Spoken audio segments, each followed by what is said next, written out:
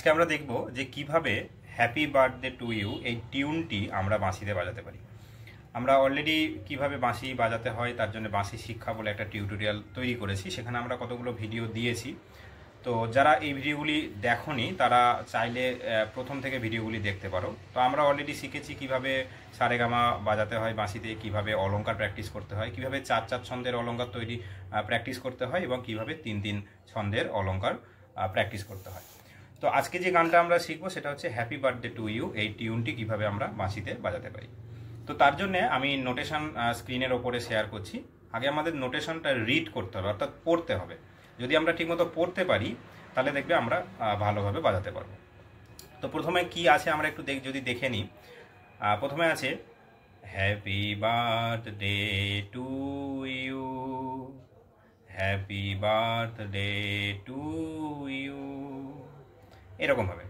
Happy birthday to dear Abhiraj, একটা নামে বলতে হবে হ্যাপি বার্থডে টু ইউ। তো আমাদের যে কোনো গানের শুরুতে ওই জন্যে গানটা একবার গেয়ে নিলে আমরা বাঁশিতে ওটা সুন্দরভাবে বাজাতে পারবো। তো আমি ওই জন্য একবার গেয়ে শোনালাম যে গানটাও অ্যাকচুয়ালি এইভাবেই গাওয়া হয়। এবার যদি আমরা ওর সাথে নোটেশন ফলো করে বাজানোর চেষ্টা করি তাহলে আগে আমরা নোটেশনটা পড়ে নেব। তা নোটেশনটা কেমন হবে আমি স্ক্রিনে দিয়ে দিচ্ছি, ওখান থেকে দেখতে পাবে। প্রথমে কি আছে, পা পা ধা পা সা নি, পা পা ধা পা রে সা। এইখানে এই পাটা হচ্ছে লোয়ার পা, অর্থাৎ নিচের পা থেকে আমাদের শুরু করতে হবে। যদি আরেকবার দেখি, পা পা ধা পা সা নি, পা পা ধা পা রে সা। আমি যদি একবার বাজিয়ে দেখি তাহলে কেমন হবে।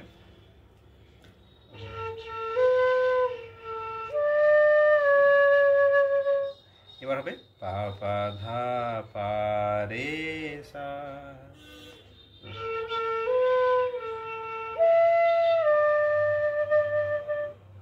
তারপর লাইনে কি আছে, happy birthday to dear Abhiraj. এই লাইনটা আমরা কি করে বাজাবো, পা পা পা গা রে সা নি। এখানে দেখবে 3 নম্বর পাটা এখানে আছে ওপরের পা, পা পা পা পা পা পা গা রে সা নি। তারপর লাইনে কি আছে, হ্যাপি বার্থডে টু ইউ। একই লাইন কিন্তু এর সুরটা একটু আলাদা। আমরা প্রথম লাইনে যে হ্যাপি বার্থডে টু ইউ বাজিয়েছি তার সাথে এর কিন্তু সুরের একটু তফাৎ রয়েছে। তাহলে এই শেষ লাইনটা আমরা কিভাবে বাজাবো, happy birthday to dear Abhiraj, happy birthday to you. তাহলে কি হবে, আমরা যদি নোটেশন ফলো করি, পা পা পা গা রে সা নি, মা মা গা সা রে সা। আমরা যদি একটু বাজিয়ে দেখাই তাহলে কেমন হয় বুঝতে পারবে।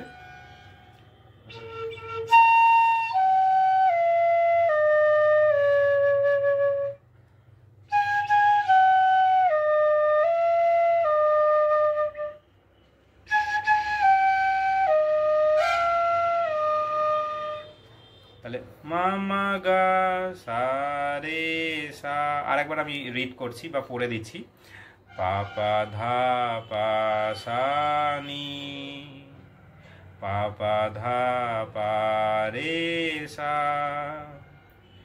পা পা পা গা রে সা নি, মা মা গা সা রে সা।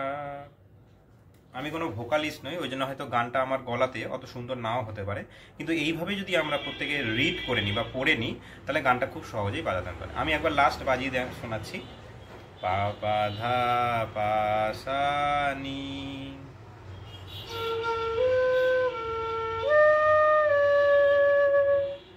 পা পা ধা পা রে সা,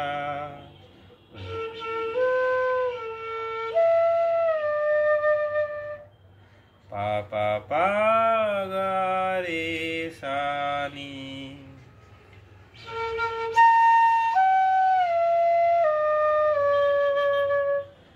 মা মা গা সা রে সা।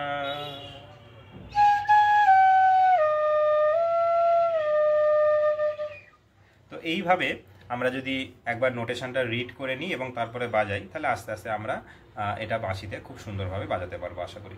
তো আমি আগেও টিউটোরিয়াল দিয়েছিলাম, এটাও একটা টিউটোরিয়াল দিলাম। যদি এই টিউটোরিয়াল আরও পেতে চাও তাহলে আমাদের চ্যানেলে সাবস্ক্রাইব করবে, এবং যদি ভিডিও ভালো লাগে তাহলে অবশ্যই লাইক করবে। Thank you.